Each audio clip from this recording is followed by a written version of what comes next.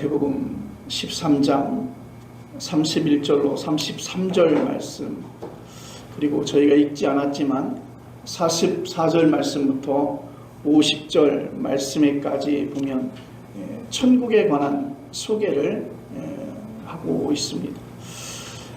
우리말 성경이 천국이라고 이렇게 번역한 헬라어의 말은 헤 바실레이아 톤 우라논, 그러니까 이 헬라어의 순수 우리말로 번역을 하면 하늘나라를 설명하고 있습니다. 헬라어의 의미를 살린다면 아마도 이런 말일 것입니다. 하늘의 능력, 그리고 하늘의 기운, 또는 하늘의 다스림, 그렇게 말할 수 있습니다. 우리 어린 시절을 생각해 보면 이 천국이라고 하는 말씀을 한자 번역으로 그대로 생각해서 우리는 공간적인 의미를 생각을 많이 했습니다. 그래서 저 하늘에 천국이 공간의 의미로 존재한다라고 생각을 했습니다. 그래서 천국을 이야기할 때 많은 그리스도인들이 하늘에 있는 그런 어떤 공간적인 어떤 천국의 이미지를 떠올릴 수도 있는 것이죠. 그러나 여러분들 다 아시겠지만 우주 공간에는 그런 장소는 단연코 없습니다. 이 시간에 그러면 성경이 말하고 있는 하늘나라, 성경이 말하고 있는 하늘나라는 무엇일까? 우리는 어떻게 그 하늘나라를 경험할 수 있을까? 우선 하늘나라에 관하여 예수님께서 비유로 말씀해 주신 5가지의 비유를 오늘 이 시간 살펴보기를 원합니다. 마태복음 13장 31절로 32절은 이렇게 말하고 있습니다. 천국은 마치 사람이 자기 밭에 갖다 심은 겨자씨 하나 같으니 이는 모든 씨보다 작은 것이로되 자란 후에는 풀보다 커서 나무가 되매 공중의 새들이 와서 그 가지에 깃들이느니라. 오늘 이 말씀 속에서 겨자씨를 비유로 말씀하는데 이 구절에서 우리가 느낄 수 있는 것은 겨자씨의 아주 커다란 폭발력을 느낄 수 있습니다. 겨자씨는 여러분들이 아시는 바와 같이 사이즈가 아주 작은 것입니다. 얼마나 작은지 참깨 사이즈보다 훨씬 더 작을 것입니다. 농사를 직접 짓거나 텃밭이나 꽃밭을 가꾸는 분들은 겨자씨뿐만이 아니라 모든 씨에 이런 놀라운 폭발력이 잠재되어 있다는 사실들을 경험하셨을 것입니다. 옥수수 씨 하나가 자라면 옥수수 2-3자루가 나오죠. 물론 상품으로 출하되어지는 것은 한 옥수수 나무에서 하나 정도가 나오지만 옥수수 나무 하나에서 한 2-3자루가 나오게 됩니다. 한 자루에 제가 세어보진 않았지만 수백 개의 나달이 그 안에 들어있습니다. 옥수수 씨에 들어있는 생명력이 압도적이라고 하는 사실을 눈으로 우리는 확인할 수 있는 것입니다. 이런 놀라운 현상은 지구에서만 이렇게 벌어지고 있습니다. 그리고 33절에는 누룩에 대한 비유가 나오죠. 일정한 조건만 맞으면 누룩은 발효 현상을 통해서 밀가루를 크게 부풀립니다. 겨자씨와 마찬가지로 누룩도 세계를 변화시키는 능력을 가지고 있습니다. 겨자씨와 누룩이 일으키는 변화는 너무 엄청나고 또 압도적이라서 우리는 그것을 기적이라 그렇게 부르지 않을 수 없습니다. 어떻게 그 조그만 씨앗에서 그렇게 큰 열매를 맺을 수 있을 것인지. 아마도 우리가 이야기하는 나비 효과, 남태평양의 작은 섬에 사는 나비의 날갯짓이 태풍으로 변하는 그런 변화라고 생각해도 좋을 듯합니다. 44절에는 밭에 감추인 보화 이야기가 나옵니다. 그걸 발견한 사람은 기뻐서 자기의 소유를 다 팔고 그 밭을 샀다고 합니다. 보화가 그 사람, 그러니까 밭에 보화가 감추어진 그 사실을 알게 된 어떤 사람의 삶을 완전히 바꾼 것이죠. 45절로 46절의 네 번째 비유인 진주 장사꾼 이야기가 나옵니다. 또 천국은 마치 좋은 진주를 구하는 장사와 같으니 극히 값진 진주 하나를 발견하며 가서 자기의 소유를 다 팔아 그 진주를 사느니라. 밭에 묻힌 보화 비유와 극히 값진 진주를 발견한 장사꾼의 비유는 매우 비슷합니다. 두 사람 모두 사람의 행동을 바꾸는 힘을 가리키고 있는 것입니다. 그들은 자기의 소유를 다 팔았다고 합니다. 여러분, 여기에서 소유는 돈뿐만이 아니라 자기의 인생 전체를 가리키는 것이죠. 나의 인생을 다 올인했다. 나의 인생을 다 올인했다. 나의 행동을 바꾸는 힘이 그 안에 있다는 것이죠. 나의 인생을 다 걸 수 있을 정도로 그런 엄청난 압도적인 힘에 나는 사로잡혔다는 뜻입니다. 절대적인 세계를 경험한 사람에게는 그 이외의 것이 모두 상대적일 수밖에 없는 것입니다. 이렇게 예수님께서는 공생애를 시작하면서 마태복음 4장 17절의 말씀대로 이렇게 선포합니다. 회개하라. 회개하라. 하늘나라가 가까이 임하였다. 가까이 왔다. 너희들 빨리 회개해야 된다. 하나님의 나라가 가까이 왔다. 여러분, 회개라고 하는 말은요, 삶의 모양이 바뀌는 것이 아니라 삶의 방향을 바꾸는 것입니다. 자기의 소유로부터 이제 하늘나라를 바라보고 말하는 것입니다. 여러분, 이게 억지로 되지 않습니다. 땅에 묻힌 보화와 값진 진주를 발견할 때만 가능한 줄로 믿습니다. 47절로 50절에 나오는 마지막 다섯 번째 비유는 각종 물고기를 잡는 그물 이야기입니다.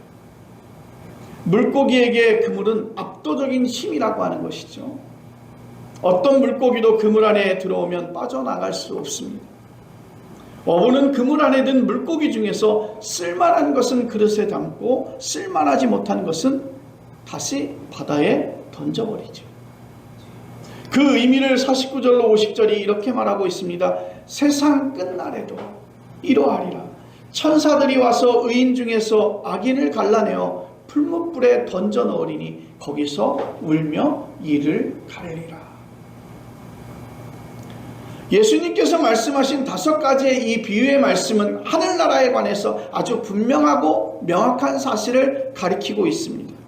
하늘나라는 우리가 감당할 수 없는 강력하고 압도적이며 절대적인 능력이라는 사실이 그것입니다. 여러분, 그것을 경험한 사람은 놀라지 않을 수 없습니다. 세상을 완전히 새로운 눈으로 바라보게 되는 것입니다. 내가 지금껏 열심히 살아왔던 삶의 어떤 가치와 어떤 역량 속에서 바라보고 있었던 삶의 방향을 완전히 바꾸지 않을 수 없는 것입니다. 내가 세상에서 집착하던 모든 것들을 버리게 되는 것이죠. 요즘 길을 걷다 보면 사람과 사람 사이에 부딪히는 일들이 많아요. 삶의 거의 전부인 듯 그들에게 있어서 스마트폰을 들여다보고 길을 걷기도 해요. 매우 위험한 일들도 발생을 하게 됩니다. 그렇게 한시도 손에 떼지 않았던 그 스마트폰이 최신형 스마트폰으로 이렇게 바뀌게 되면 그렇게 지금껏 애착했던 구식 핸드폰을 버리는 것처럼 여러분 삶의 방향 속에서 삶의 가치 속에서 여러분이 그렇게 중요하다고 여기던 것들, 이것이 내 삶의 가치라고 생각했던, 최종이라고 생각했던 그 모든 것들을 바꾸는 그러한 경험을 하게 된다는 것입니다.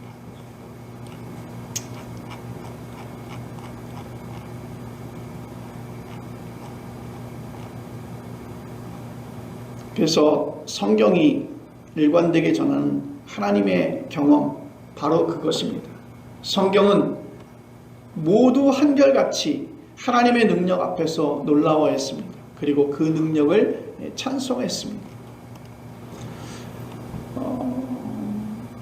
그래서 그 하나님의 나라, 그것을 경험한 사람은 그것을 생각한 사람은 완전히 나의 삶의 모든 체계나 삶의 방식이나 어떤 삶의 형식들이 변화되어지는 것이죠. 출애굽 당시 애굽에서 출애굽했던 사람들은 출애굽 직전에 하나님의 능력을 보았습니다. 하나님께서 그들에게 애굽 땅에 임했던 10가지 재앙들을 그들은 목도했습니다. 그리고 홍해를 건넌 뒤에 모세의 누이 선지자 미리암은 다른 여자들과 함께 소고를 잡고 춤추면서 이렇게 노래를 불렀습니다. 그 말씀이 출애굽기 15장 21절에 기록되어져 있는데 너희는 여호와를 찬송하라. 그는 높고 영화로우시며 말과 그 탄자를 바다에 던지셨음이로라. 아멘. 예수께서 병든 자와 장애인을 고쳤을 때 사람들은 놀라워했고 하나님께 영광을 돌렸습니다. 하나님께서 예수님을 통해서 하나님께만 가능한 그 놀라운 능력을 행하셨기 때문인 것입니다. 여러분의 삶 속에서, 여러분들이 살아가는 삶의 여정 속에서 여러분들은 언제 어떻게 그 살아계신 하나님을 경험하십니까? 여기서 하나님은 바로 오늘 소개하고 있는 하늘나라를 가리키고 있습니다. 언제 하나님의 다스림을 느끼셨을까요? 그리고 하나님의 경험은 아브라함과 모세와 엘리야처럼, 그리고 베드로와 바울처럼 아주 특별한 사람에게만 가능하지 우리처럼 평범한 사람에게는 거리가 먼 이야기라고 생각할지 모르겠습니다. 그러나 성경은 그렇게 말하고 있지 않습니다. 성경에는 영웅은 존재하지 않습니다. 종교적 영웅처럼 묘사되는 그런 이야기는 하나님께서 그들을 조금 다른 이들보다 크게 사용하셨다는 뜻이지 그들이 위대하다라고 하는 것을 말하고 있지는 않습니다. 그들은 자신을 무익한 종이라고 고백했습니다. 우리 모두 하나님의 형상으로 창조된 똑같은 피조물이기에 근본에서 차이가 없으며 차이가 있다 한들 그게 얼마나 크겠습니까? 사람이 잘났냐 못났냐, 사람이 똑똑하냐 아니냐 하는 것이 중요하지 않고 하나님을 경험했냐가 중요하다는 것이죠. 어느 날 주유소에 갔습니다. 주유를 하는데 옆에 있는 목사님이 절 보고 그래요. 목사님 그렇게 주유하는 거 아니에요. 왜? 주유는 어떻게 해야 되는데요? 그랬더니 목사님 그렇게 주유를 갖다 가득하거나 그리고 주유를 할 때 뭐 이렇게 만원 단위로 하는 건 아니에요. 그래서 뭐 주유를 할 때 5만 5천 원 단위를 하든가 4만 5천 원 단위를 하든가 5천 원 단위로 하고, 그리고 가득 채우는 일이 없었으면 좋겠다고 해요. 그래서 왜 그러냐고 물었어요. 그랬더니 그 목사님 하시는 말씀이 자동차의 탱크에 기름을 가득 채우게 되면 무게가 나가기 때문에 연비가 떨어진다는 거예요. 그리고 주유소들마다 약간의 어떤 일들을 갖다가 경험하고 별리기 때문에 만원 단위로 넣게 되면 기름의 양이 조금 들어가게 조작을 해놨다는 거예요. 상당히 좀 설득력이 있더라고요. 그럼 나도 앞으로 기름을 넣을 때 약 한 75%만 넣을 것인가? 또 기름을 넣을 때 만원 단위로 끊지 않고 이렇게 5천 원 단위로 끊어서 이렇게 기름을 넣어야 될까? 뭐 그런 생각들을 해보게 됐어요. 그러다 어느 순간에 제가 어떤 기사에서 주유소 주유에 대한 잘못된 상식들이라고 하는 어떤 제목의 글을 봤어요. 근데 그곳에서 전문가가 그렇게 소개를 하고 있더라고요. 단위로 그렇게 금액을 속일 수 없다고 그렇게 말해요. 그렇게 하면 주유소 허가가 나지 않고 그것으로 인해서 그 주유소는 문을 닫을 수밖에 없기 때문에 그렇게 조작하는 일이 없다는 거예요. 사람들이 가지고 있는 오해라는 것이죠. 그리고 주유를 이렇게 하다 보면 주위에 이렇게 라인이 있는데 다 넣고 나서 그 주위에 라인들을 이렇게 집어넣으려고 이렇게 노력을 한다는 거죠. 그런데 그분이 그렇게 말해요. 주유구에는 그렇게 그 안에 그 라인 안에 기름은 들어있지만 주유가 끝나는 순간 이 건에서 이미 잠금 장치로 더 이상 기름이 흘러나오지 않도록 막아준다는 거예요. 그래서 쓸데없이 이렇게 주유 라인을 갖다 들거나 그렇게 할 필요가 없다는 거예요. 그런데 설득력이 있었던 마지막 그 주유 탱크의 5% 정도만 기름을 채우게 되면 그만큼 가볍기 때문에 연비가 좋아진다고 그렇게 이야기한 거, 그것은 사실이라고 그렇게 얘기를 해요. 그렇지만 그렇게 주유하는 것은 바람직하지 않다는 것입니다. 그 차이는 굉장히 미미하다는 거예요. 그 차이는 얼마 나지 않는다는, 오히려 차에서 기름 펌프가 이렇게 올라오는데 기름이 차 있으면 그 기름 펌프에 발생할 수 있는 열을 갖다 이렇게 줄여주는데, 그렇지 않게 되면 기름 펌프가 과열되어지게 되고 오히려 고장의 원인이 될 수 있다고 그렇게 이야기를 하더라고요. 실제로 우리가 경험한 사실, 우리가 기억할 수 있는 사실, 그것에 대해서 어떻게 살아왔는지에 대해서 또 어떻게 바라보는지에 대한 오해들이 삶의 모습 속에서 여러 번 나타난다는 것입니다. 여러분, 우리의 삶에서 그 차이는 가장 미미하다는 거예요. 그리고 우리가 알지 못하는 어떤 오해에서 비롯되는 일들도 많이 있다는 것입니다. 여러분, 성경에서 기록되어져 있는 여러 사람을 하나님께서 사용하시고 영웅처럼 쓰셨지만, 여러분, 그들을 크게 사용하셨다는 것이지, 여러분, 그들이 위대하다는 것은 아니라는 것입니다. 하나님의 형상으로 지음을 받은 우리 모두는 그 근본에서 아주 똑같다는 것입니다. 조금 더 다른 것이 있다면 그 사람이 하나님을 경험했느냐 경험하지 않았느냐의 차이인 것입니다. 그래서 성경은 오직 그 한 가지에 이렇게 주목하고 있는 것입니다. 더 적나라하게 말하면 하늘나라를 경험한 사람은 누구나 영웅이 될 수 있는 것이죠. 세상에서 영웅이라고 불리는 사람도 하늘나라를 경험하지 못하면 그는 아주 미미한 존재가 되어지는 것입니다. 그래서 그물 비유에 풀무불에 던짐을 당하여 거기서 울며 이를 간다는 말이 나오게 되는 것입니다. 이런 말씀에 실감이 안 나셨을 것입니다. 설마 그럴까 하는 생각이 드는 것, 우리의 일상적인 것이죠. 그런데 예수님께서 말씀하신 5가지 비유에서 우리가 알 수 있는 중요한 또 하나의 사실이 있습니다. 하늘나라가 우리가 살고 있는 일상적인 어떤 모습과 아주 깊숙하게 관계되었다는 것입니다. 보십시오. 겨자씨와 누룩, 보화와 진주, 그물은 우리 일상에서 흔히 만날 수 있는 우리 삶의 어떤 일반적인 대상입니다. 문제는 우리가 그 일상을 제대로 직면하지 않는다는 데 있다는 것이죠.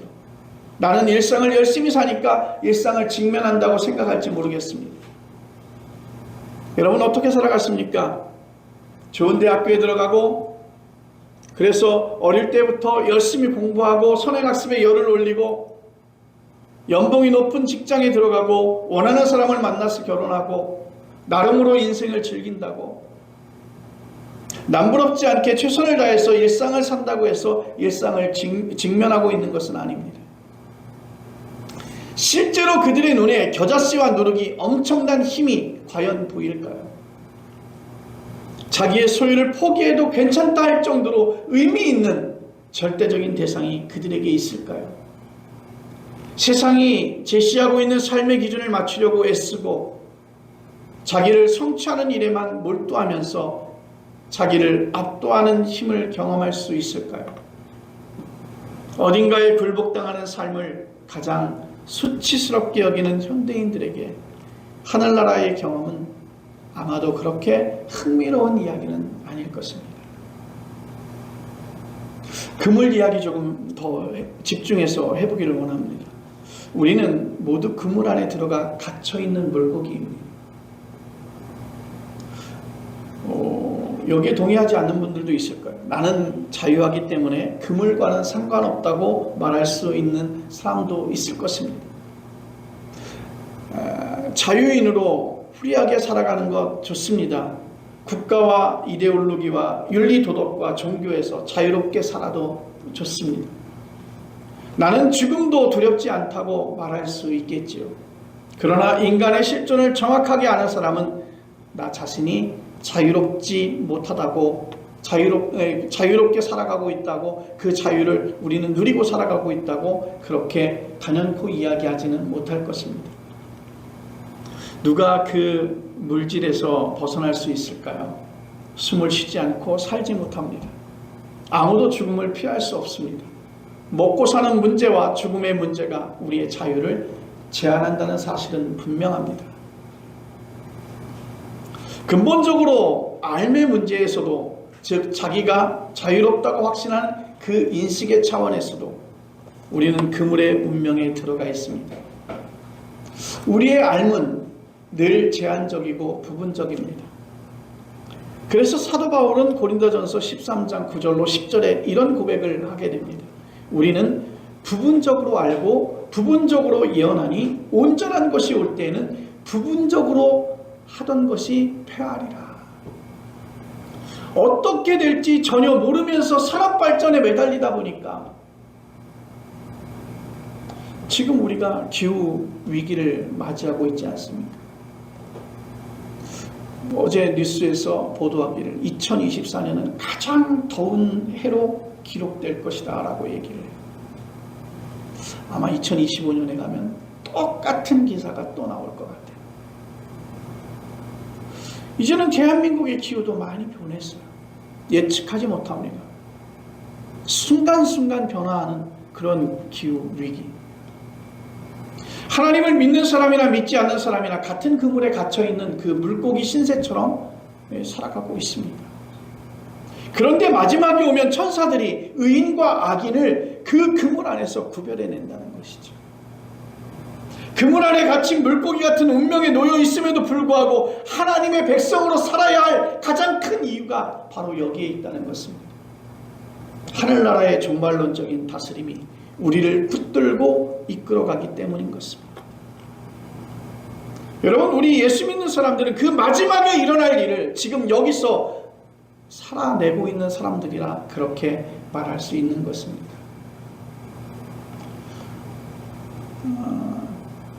다른 말로 표현하면 그리스도인들에게는 종말이 이미 시작되었다. 아직은 그물 속에 들어있으나 실제로는 그물 밖에 사는 것입니다. 우리는 이미 의인으로서 하나님의 선택과 건짐을 받았기 때문이죠. 하늘나라의 그 압도적인 힘을 일상에서 실감하고 절감하면서 사는 것입니다. 겨자씨와 누룩과 땅에 묻힌 보화와 값진 진주와 그물에서 벌어지는 그 절묘하면서 신비롭고 막강한 생명의 힘에 휩싸여 살아가고 있는 것입니다. 저는 아침에 알람 소리에 잠에서 깨어서 일어나죠. 그리고 오늘같이 이 보석 같은 하루를 선물로 주신 하나님께 감사합니다. 그리고 씻고 가능하면 걸어서 교회로 옵니다. 교회에 도착하면 가장 먼저 하는 일이 커피를 내려요. 그리고 그 향에 잠시 취합니다. 언제부터인지 제가 아침에 교회에 오면 하는 그것이 루틴이 되어졌어요. 우리가 대체적으로 음용하고 있는 원두는 케냐나 브라질에서 커피나무가 자라겠죠. 태양과 물과 흙이 반드시 있어야만 합니다. 지구 전체와 우주 전체의 신비로운 힘이 거기에 작용한 것입니다. 우리 크리스찬은 그것을 하늘의 다스림이라고 그렇게 말합니다. 그걸 얼마나 내가 깊이 느끼고 있느냐에 따라서 다른 것이죠. 한 잔의 커피를 마시면서도, 한 잔의 음료를 마시면서도, 한 톨의 쌀을 대하면서도 이것이 어떻게 하나님께서 다스렸는지 그것에 대해서 우리가 직면하고 있느냐 아니면 그냥 스쳐 지나가느냐가 결정이 되는 것이죠.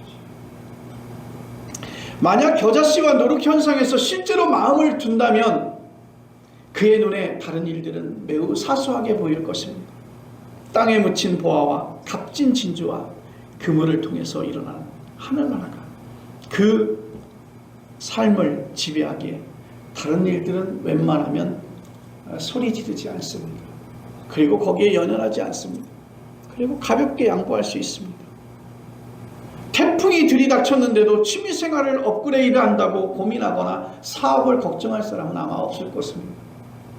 지금 태풍이 나를 언제 삼킬지 모르는데 그때 내일 쇼핑을 무엇을 할 것인가, 그것에 대해서 선택의 고민을 하는 사람은 없을 것입니다. 지금 천국을 소개하는 이 자리, 천국을 말하고 있는 이 5가지의 비유를 통해서 오늘의 현실에서 우리는 그 사실이 매우 우리와는 상관없는 것처럼 느껴질 수 있습니다. 그 이유는 어디에 있을까요? 그 첫 번째는 우리의 일상에서 처리할 일이 너무 많이 있습니다. 우리가 살아가고 있는 일상 자체의 메커니즘에서 벗어날 수가 없습니다. 정치인들은 정치 공방에 마음을 두겠죠. 요즘에 청문회가 한창이에요. 참 예전에 참 괜찮은 기자다라고 생각했던 분이 있었는데, 특히 여자 기자로서 참 괜찮은 기자라고 생각했는데 세월이 많이 지나가서 그분이 그 방송통신위원장으로 이렇게 선임이 되었더라고요. 그리고 그분을 청문회 하는데 보니까 세월을 이길 장사는 없는 것 같아요. 사람이 많이 변화되어졌더라고요. 말할 수 없는 수준, 우리가 예상할 수 있는 수준에서부터 굉장히 많이 떨어져 있어요. 그것이 한참 시간이 뺏겨서 또 그 청문회를 갖다가 TV를 들여다봤어요. 자신이 가지고 있는 어떤 목적에 따라서, 자신이 어떤 하고 있는 일에 따라서 내가 관심을 가지고 있는 데에서 우리는 많은 신경을 쓰겠죠. 일부러 저도 정치와 관련 없이 바라보지 않으려고 하는데 눈에 이렇게 띄는 거예요.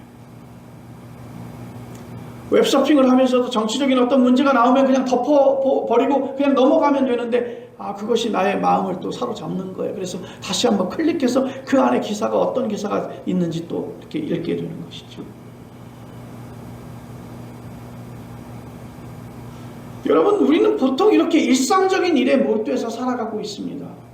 일상의 바쁜 현상이 열심히 살도록 우리를 자극하고 있습니다. 물론 이런 일상이 아무리 강조해도 부족할 정도로 우리는 중요하다는 사실을 압니다. 그 일상은 하나님의 선물이기 때문인 것입니다. 더구나 루터와 칼뱅이 신앙 전통으로 사는 개신교인들에게 모든 직업은 소명이니까 거룩한 일과 세속적인 일을 구분해서는 안 된다고 말하고 있습니다. 모든 일상은 열정적으로 살아내야 합니다. 그런데 문제는요, 일상의 과잉이라고 하는 것이죠. 넘친다고 하는 거예요.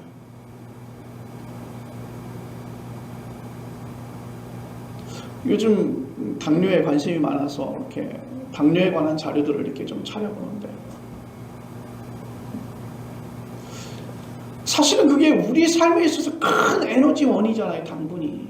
그 당분이 없으면 우리가 그 에너지를 소비할 수 없어요. 그런데 그 당분이 내 몸에 들어왔을 때 그 당분이 에너지로 변화하는 것이 아니라, 에너지로 역할을 할 수 있는 것이 아니라 그냥 우리에게 있어서 그냥 당으로 바뀌어서 우리의 몸을 더 아프게 하고 염증을 만들게 한다는 것이죠. 실제적으로 내 몸은 그 당분이 있으면서도 불구하고 그 당분이 에너지로 바뀌지 못하니까 자꾸만 그 당분을 또 찾게 되는 악순환들이 벌어진다는 것입니다. 무엇인가 넘치면 좋을 것 같은데, 그렇지 않은 결과들이 우리 주변에서 너무 많이 일어나고 있습니다. 일상에서 하늘나라가 어떻게 나타나고 경험되는지를, 즉 일상의 본질이 무엇인지를 살펴서 헤아리지 못한다는 것입니다. 일상에서 아무리 큰 업적을 남겨도 거칠게 표현해서 돈을 많이 벌고 인기는 많이 끌었다 해도 영혼은 더 빈곤해질 수밖에 없다는 것입니다. 그것이 바로 일상의 과잉이라는 것이죠. 또 일상의 삶이 너무 고통스러운 분들이 있습니다. 쪽방촌에 사는 분들, 선풍기 하나로 지금 이 30몇 도의 그 폭염을 견디고 있는 분들이 있어요. 정신장애나 지체장애를 안고 사는 분들, 아무리 생각해도 하늘나라를 생각해 볼 수 없는 그런 사람들 아니겠습니까? 만성두통에 시달리거나 오랜 세월 투병하는 사람이 어떻게 일상에서 하늘나라의 압도적인 힘을 경험할 수 있겠습니까? 믿음만 있으면 일상의 고통을 쉽게 극복할 수 있다고 말하기 참으로 어렵습니다. 다만 어떤 상황에서도 하나님께서 함께 하신다는 그 사실을 자신 있게 말씀드려야 되겠죠. 하늘나라는 이미 일상에서 시작했기 때문인 것입니다. 다만 그것이 숨어있기에 실감하지 못할 뿐입니다. 하늘의 다스림, 우리가 그 어떤 식으로 예측하거나 계산해낼 수 없는 방식으로 모든 이들의 일상에서 일어나고 있다는 것입니다. 마치 겨자씨처럼 그리고 누룩처럼 땅에 감추인 그 보화처럼. 우리의 마지막 질문은 이것입니다. 우리가 일상을 하늘나라의 힘에 온전히 의존해서, 더 정확하게 말하면 하늘나라에 굴복해서 살아가는지 아닌지를 어떻게 알 수 있을까? 44절에 그 답을 우리에게 주고 있습니다. 천국은 마치 밭에 감추인 보화 같으니 사람이 이것을 발견한 후 숨겨두고 기뻐하며 돌아가서 자기의 소유를 다 팔아 그 밭을 사느니라. 아멘. 하늘나라를 경험한 사람은 기뻐합니다. 겨자씨와 누룩과 값진 진주와 금을 이야기해도 당연히 기쁨이 그 중심에 있습니다. 기쁨은 신비롭고 놀라운 일을 발견한 사람에게 나타나는 영적인 현상이기 때문인 것입니다. 그래서 하나님을 경험한 사람은 모두가 그런 기쁨으로 충만했습니다. 사랑하는 여러분, 우리는 예수 그리스도를 통해서 하나님의 사랑을 받은 사람들입니다. 예수 그리스도를 믿음으로 의롭다고 인정받은 사람들입니다. 종이 아니라 하나님의 아들과 딸로 인정받았습니다. 밭에 묻힌 보화를 발견했고 값진 진주를 발견했습니다. 나의 모든 것을 다 포기해도 좋을 정도의 생각이 들 정도로 존재론적인 그 기쁨을 안고 살아가고 있습니다. 그리스도인이 기쁨으로 충만하지 않으면 그게 어딘가 이상하지요. 예수께서 말씀하신 하늘나라가 이미 여러분의 일상에서 시작했으니 지금까지 포함한 여러분의 미래를 걱정하지 말고 현재의 지금을 열심히 살아가시기를 간절히 바랍니다. 기도하겠습니다.